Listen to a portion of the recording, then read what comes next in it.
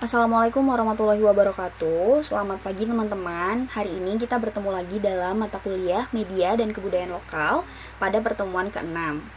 Di pertemuan kali ini kita akan membahas tentang etika komunikasi massa. Nah, seperti yang kita tahu, dalam penyebaran informasi-informasi atau pemberitaan-pemberitaan tentang kebudayaan lokal, media menjadi perantara paling penting gitu ya dalam melestarikan, menyebarluaskan, dan juga memberikan manfaat terbesar bagi kebudayaan-kebudayaan kita. Nah, contohnya ketika menggunakan media massa ini, kita perlu paham etika apa yang sebenarnya dimiliki oleh pelaku pekerja media massa tersebut. Nah, media massa sendiri gitu ya, dalam perjalanan karirnya, perkembangannya, pasti memiliki etika-etika atau peraturan-peraturan yang mengikat. Nah, salah satunya adalah etika pers ini dianggap sebagai etika komunikasi massa yang mana berisi filsafat moral yang berkenaan dengan kewajiban-kewajiban pers yang bernilai baik buruk, benar atau salah. Nah, selain itu bisa juga kita pertimbangkan gitu bahwa kebijakan-kebijakan gitu ya atau etika-etika yang mengatur ini diperlukan bagi jiwa pengabdian gitu ya sebagai profesi, sebagai suatu unsur satu kesatuan gitu, dan memberikan kita pandangan terhadap persiapan teknis dan mental bagi pelaksana profesi pers khususnya. Salah satu undang-undang gitu ya yang penting dan yang memang mengikat profesi-profesi pers itu adalah Undang-Undang Republik Indonesia Nomor 32 Tahun 2002 tentang penyiaran. Dan kemudian ada juga Undang-Undang Republik Indonesia Nomor 40 Tahun 1999 tentang pers. Dan yang gak kalah penting adalah Kode Etik Wartawan Indonesia. Kemudian etika komunikasi massa itu terbagi dalam 5 pandangan, yaitu ada tanggung jawab, kebebasan pers, masalah etis, ketepatan dan objektivitas, serta tindakan adil untuk semua orang. Nah, di sini kita akan jelaskan satu persatu ya. Untuk tanggung jawab. Nah, tanggung jawab ini jadi hal yang penting bagi pelaku pers atau jurnalis karena tidak hanya sekedar menyebarkan informasi, tapi paham akan tanggung jawab yang diemban. Nah, kita nih saat ini untuk ngomongin kita pelaku media enggak? Sebenarnya kita bisa berkaca dari media baru yang kita gunakan. Contohnya ketika kita jadi seorang content creator, kita paham tanggung jawab sosial apa yang harus kita pegang gitu. Paling tidak kita paham bahwa tanggung jawab ini ada pada Tuhan, masyarakat, profesi, dan dirinya masing-masing. Misalnya aja kita paham media massa sekarang ketika udah zaman teknologi maju digunakan dengan bantuan internet dengan mudah menyebarkan informasi-informasi hoax gitu kan. Minggu lalu kita udah pernah belajar tentang literasi. Nah, sekarang dengan tanggung jawab sosial ini kita paham bahwa kita yang paham komunikasi, kita yang paling tidak sudah terliterasi, bisa jadi orang yang bertanggung jawab untuk menghentikan atau seenggaknya membendung informasi hoax yang beredar di media gitu. Dan tampak positifnya biasanya dengan berhati-hati dalam menyiarkan dan menyebarkan informasi. Butuh cross check, butuh saring sebelum sharing. Nah, hal-hal inilah yang penting. Kemudian ada juga kebebasan pers tadi, di mana media massa itu nggak punya kebebasan. Tapi ketika udah diberikan kebebasan, mereka itu harus paham bahwa kebebasan yang diberikan itu harus diiringi dengan tanggung jawab secara sosial tadi. Misalnya, pemerintah nggak punya hak untuk ikut campur dalam media massa, karena dapat menghambat pers dalam penyajian informasi. Kita nggak mau kan kembali ke masa Orde Baru ketika kita paham bahwa media saat itu dikekang. Ketika ada media yang berani memberitakan hal-hal yang kurang baik tentang pemerintahan, hari ini berita keluar gitu ya, besok medianya udah nggak ada lagi. Mungkin jurnalisnya udah hilang antah berantah nggak tahu kemana gitu. Karena memang ketika saat itu, ketika pers dilucuti, ketika pers memang masih diikat abis-abisan oleh pemerintah, kita nggak punya dalih gitu, kita nggak punya kekuatan untuk bisa menyuarakan dan memiliki kebebasan pers itu. Nah, sekarang ketika kita hidup dalam demokrasi Pancasila, kebebasan pers itu jadi corong keterbukaan informasi. Ada juga undang-undang tentang keterbukaan informasi publik, yaitu Undang-Undang Nomor 14 Tahun 2008 yang memang memberikan hak gitu untuk kita punya kemampuan gitu, punya kesempatan untuk mendapatkan informasi, dan kita juga dalam undang-undang dilindungi gitu, dan kita diberikan hak untuk berekspresi.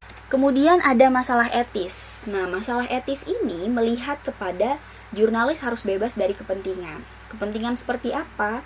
Karena memang kepentingan ini adalah hal yang biasanya agak sedikit menyinggung gitu, menyinggung kerja dari profesi-profesi pers. Salah satunya ketika kepentingan-kepentingan umum ini nggak lepas gitu dari bagaimana kendali pers dalam profesinya. Biasanya yang bisa dilakukan adalah menekan kepentingan tersebut. Contoh pertamanya adalah bagaimana ada hadiah dan perlakuan istimewa serta biaya perjalanan yang dapat mempengaruhi kerja jurnalis. Nah, kita paham nih dalam pergerakannya gitu ya, ketika kita tahu bahwa pers itu punya tata kelola media massa yang baik gitu. Anggap aja media segede Tempo atau Kompas, itu pasti punya struktur organisasi yang mateng, yang kuat gitu ya. Tapi ketika jurnalisnya gitu mungkin dititipi gitu ya pesan-pesan secara ekonomis gitu, misalnya dikasih uang untuk pemberitaan-pemberitaan tertentu. Nah, mungkin ini biasa teman-teman pernah dengar namanya budaya amplop atau wartawan bodreks gitu, wartawan yang mungkin bisa dibayar untuk sebuah konten-konten tertentu. Nah, hal ini akhirnya menurunkan kredibilitas yang tadi akhirnya nggak punya tanggung jawab secara sosial. Dan anehnya budaya seperti ini tuh masih sulit dihilangkan di beberapa media gitu ya. Masih ada aja wartawan yang merasa kebutuhan akan ekonomi atau uang itu jadi sumber satu-satunya yang bisa dicari, digali. Contohnya aja mungkin teman-teman tahu, kadang ada oknum-oknum wartawan atau jurnalis yang menyalahgunakan informasi yang mereka miliki untuk mengancam. Misalnya petinggi-petinggi negara, orang-orang penting, opinion leader, dan lain sebagainya. Akhirnya hal ini mempengaruhi kerja jurnalis gitu. Jadi kurang kredibilitasnya tadi, kedua medianya jadi terdampak, dan ketiga otomatis nilai tadi tanggung jawab secara sosialnya udah benar-benar hilang. Kemudian ada keterlibatan dalam politik. Melayani organisasi masyarakat menjadikan wartawan sebagai pekerjaan sambilan yang perlu dihindari. Nah, kita memang harus paham bahwa ketika ada keterlibatan dalam politik itu akan memunculkan konflik of interest. Nanti ada konflik kepentingan dari diri wartawan yang bersangkutan gitu. Karena orang yang berafiliasi pada politik tertentu gak akan bisa lagi memberitakan kebobrokan atau kecurangan partainya gitu, karena nanti dia akan jadi subjektif lah istilahnya. Oh, ambil yang bagus-bagusnya aja, yang jelek-jeleknya kita tutupin ya biar masyarakat atau halayak umum gak tahu gitu. Dan akhirnya wartawan dan media massa hanya melayani kepentingan sekelompok orang tertentu dan organisasi tertentu. Kalau begitu ceritanya jadi aja media internal, jangan jadi media publik yang tadinya harus mengakomodir aspirasi masyarakat tapi hanya tameng aja gitu. Kemudian yang ketiga ada tidak menyiarkan sumber berita individu jika tidak mempunyai nilai berita atau news value. Nah, poin ini mengharuskan wartawan untuk mempertimbangkan apakah seseorang itu memang mempunyai nilai berita atau tidak. Wartawan yang bertanggung jawab biasanya paham bahwa berita itu punya nilai dan memang penting untuk masyarakat. Sedangkan wartawan yang tidak bertanggung jawab terhadap profesinya cenderung memberitakan sumber berita karena punya hubungan kedekatan. Entah karena teman, keluarga, teman istrinya, atau siapa gitu. Nah, hal-hal ini yang harus dihindari. Karena masalah etis ya memang udah gak etis aja gitu. Gak profesional jatuhnya. Kemudian nomor 4 ada wartawan yang akan mencari berita harus memang melayani kepentingan publik gitu. Karena wartawan itu nggak hanya mencari berita karena kepentingan individu aja. Wartawan pun akan berusaha sekuat tenaga untuk mewujudkan tugas suci ini, dan meskipun banyak halangan yang menyertainya. Coba teman-teman pikir, wartawan yang mau turun ke medan perang, kalau dibilang bayarannya berapa gitu ya, nyawa itu nggak punya bayaran yang pas gitu. Kalau diberikan kompensasi pun bagi tenaga kerja tuh nggak ada hal yang sepadan gitu dengan nyawa seseorang. Tapi ketika paham gitu ya, ada kepentingan publik yang jauh lebih besar ketika mereka merelakan diri untuk terjun ke medan perang dan mencari informasi sevalid-valid mungkin, seakurat mungkin, dan akhirnya bisa gitu. Wartawan melaksanakan kode etik jurnalis untuk melindungi rahasia sumber berita. Nah, hal ini dianggap penting karena apabila narasumber tidak ingin disebutkan namanya, wartawan itu harus melindungi namanya. Karena itu adalah hal yang penting. Kalau berdasarkan data gitu ya, atau informasi dari narasumber, ada pihak lain yang merasa tersinggung. Karena memang tadi kerahasiaan narasumber gitu ya harus bisa dijaga.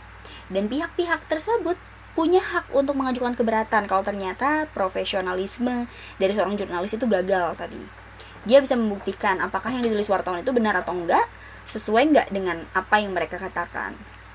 Nah, yang terakhir ada plagiarisme harus dihindari karena merupakan aib bagi dunia jurnalis. Hal ini memang penting karena termasuk salah satu hal yang mengacu pada bentuk kecurangan yang harus dihindari. Misalnya dengan mengutip sebuah tulisan media lain dengan tidak menyebutkan sumbernya atau memakai foto media lain tanpa menyebutkan sumber foto tersebut. Sehingga gitu ya, kita akhirnya berada dalam kecurangan gitu. Dan itu bisa memperburuk citra kita, kredibilitas tadi, dan bagaimana media kita nanti berkembang ke depannya. Kemudian ada ketepatan dan objektivitas. Di sini ada 7 poin penting yang memang harus di-highlight oleh teman-teman, bahwa kebenaran adalah tujuan utama. Kenapa? Karena orientasi berita yang berdasarkan kebenaran harus menjadi pegangan pokok di setiap wartawan. Apa yang ditulis berdasarkan fakta di lapangan, bukan opini atau interpretasi wartawan itu sendiri gitu. Jadi wartawan nggak boleh based on pikirannya doang gitu. Makanya kenapa reporter atau wartawan itu turun ke lapangan gitu untuk cari berita. Karena kalau misalnya cuma pakai opini doang, nulis di meja kerja juga bisa tanpa harus pergi ke sana gitu. Dan hal ini yang harus dihindari karena kita butuh ketepatan dan objektivitas. Kedua, objektivitas itu dalam pelaporan berita bertujuan untuk membuktikan profesionalisme wartawan dalam melayani publik. Nah, hal ini bisa kita lihat ketika seorang wartawan itu tidak berat sebelah dalam liputannya. Kecenderungan dalam keseimbangan pemberitaan ini gitu ya, bisa memperlihatkan bahwa ketika ada dua perselisihan yang berbeda, kita harus bisa menerapkan prinsip cover both sides gitu, meliput dari kedua sisi yang berbeda secara seimbang. Misalnya kita harus memperlihatkan gitu bagaimana sudut pandang. Misalnya kasus pemberitaan tentang pelecehan seksual di perguruan tinggi. Kita harus memperlihatkan sudut pandang tertentu yang memang harus cover both sides tadi. Dari sudut pandang perguruan tinggi, dari sudut pandang korban, dari sudut pandang pelaku, dari sudut pandang keluarga korban gitu. Jadi harus ada yang diambil untuk bisa melihat, jangan sampai kita hanya timpang sebelah tadi. Kemudian ada poin tiada maaf bagi wartawan yang melakukan ketidakakuratan, kesembronoan dalam penulisan dan peliputan beritanya. Hal ini akan menjadi nilai buruk gitu ketika wartawan itu tidak cermat dalam proses peliputan. Misalnya dalam menulis berita yang belum diketahui dengan pasti, nggak ada usaha untuk cross check gitu terlebih dahulu, udah main siar aja. Akhirnya nanti boleh memang membuat rilis untuk menyanggah gitu ya, tapi alangkah lebih baik dilakukan cross check terlebih dahulu. Kemudian di poin keempat, ada headline yang dimunculkan harus benar-benar sesuai dengan isi yang diberitakan. Ini udah sering banget terjadi, apalagi ketika kita paham bahwa media yang belakangan ini kita pakai adalah media baru. Mungkin teman-teman dulu sering banget ngeliat berita-berita yang clickbait, karena headline-nya itu benar-benar menarik gitu ya. 5 fakta unik apa gitu. Terus tiba-tiba ngeklik next page lagi sampai selesai, ternyata nggak 5, cuma 3 gitu. Ternyata headline yang dimunculkan itu nggak sesuai dengan isi yang diberitakan. Hanya mengambil nilai menarik gitu ya, untuk paling nggak nyeret orang dulu sampai masuk ke page-nya, baru sadar, oh ternyata isinya nggak sepenting ini guys gitu. Kemudian dalam poin kelima ada penyiar radio atau reporter televisi itu harus bisa membedakan dan menekankan dalam ucapannya mana laporan berita dan mana opini dirinya. Ini tadi udah dijelaskan juga bahwa memang laporan berita itu harus bebas dari opini atau bisa merepresentasikan semua sisi dari peristiwa yang kita laporkan gitu. Karena memang sebenarnya agak sulit membedakan antara opini dan peristiwa yang dilaporkan karena semua bentuk laporan tersebut berasal dari ucapan reporter.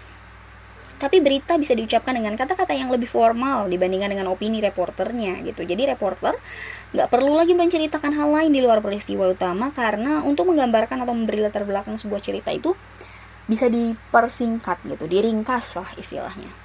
Kemudian di poin ke-6 ada editorial yang partisan dianggap melanggar profesionalisme. Di sini editorial yang dibuat bersifat subjektif gitu, karena merepresentasikan kepentingan media yang bersangkutan dan ditekankan untuk membela satu golongan dan memojokkan golongan yang lain. Nah, praktik jurnalisme yang seperti ini sangat sulit dilakukan oleh media cetak yang awal berdirinya sudah partisan. Tetapi ketika dia sudah mengklaim sebagai media umum, gak ada lagi alasan untuk membela kelompok-kelompok atau golongan-golongan tertentu. Jadi memang editorial partisan ini dianggap unprofesional gitu ya. Karena ya tadi hanya berkecimpung untuk mengatrol kelompok-kelompok tertentu. Yang terakhir ada artikel khusus atau semua bentuk penyajian yang isinya berupa pembelaan atau kesimpulan sendiri dari penulisnya harus menyebutkan nama dan identitas dirinya. Nah, misalnya nih dalam artikel, penulis sudah selayaknya menyebutkan nama dan identitas dari penulis itu sendiri. Karena apa yang terjadi pada opini dalam artikel itu adalah tanggung jawab dari penulisnya, jadi bukan media massanya. Terakhir gitu ya, poin tindakan adil untuk semua orang. Nah, di sini ada 5 poin penting yang harus kita highlight, bahwa media massa untuk menyebarkan konten-konten khususnya konten kebudayaan lokal itu paling enggak harus adil untuk semua orang. Contoh, kita paham bahwa kita punya banyak budaya, banyak orang berkecimpung dalam berbagai macam kebudayaan.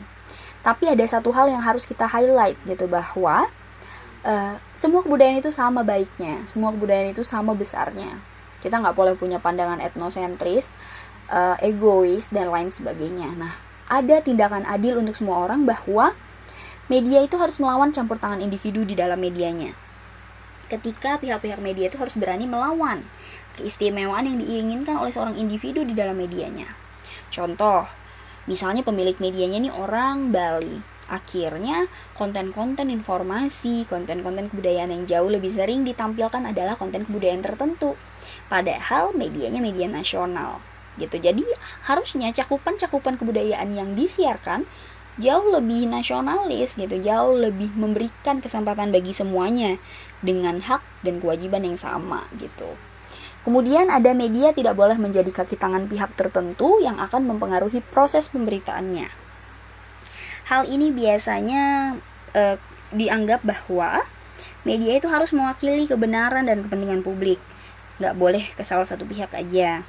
Karena media itu nggak melulu membela kepentingan.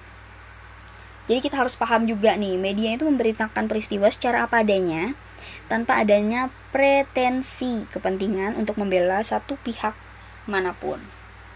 Kemudian, media mempunyai kewajiban untuk membuat koreksi lengkap dan tepat jika terjadi ketidaksengajaan atau kesalahan yang dibuat.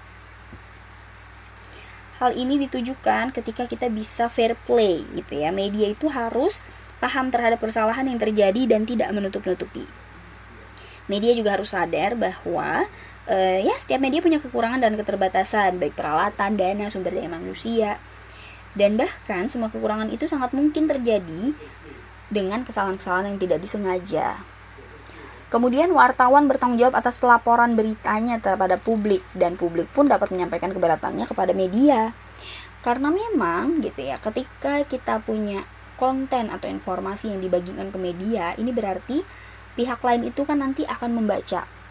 Jadi kita paham bahwa ketika media massa itu memberikan kesempatan untuk masyarakat mengajukan keberatan dan protes, itu kita nggak boleh nakut-nakutin, apalagi kita ngancam gitu. Karena memang bagi media, publik itu mitra untuk mengembangkan usaha gitu. Kita nggak boleh menutup diri. Dan yang terakhir, media tidak perlu melakukan tuduhan yang bertubi-tubi pada seseorang atas kesalahan tanpa memberi kesempatan sang tertuduh itu melakukan pembelaan dan tanggapan.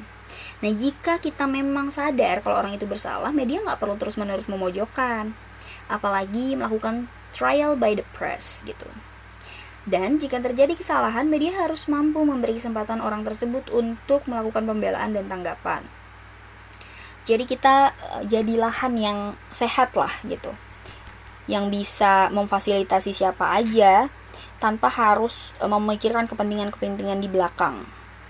Oke, sekian materi untuk pertemuan kali ini tentang etika komunikasi massa. Selamat belajar dan terima kasih.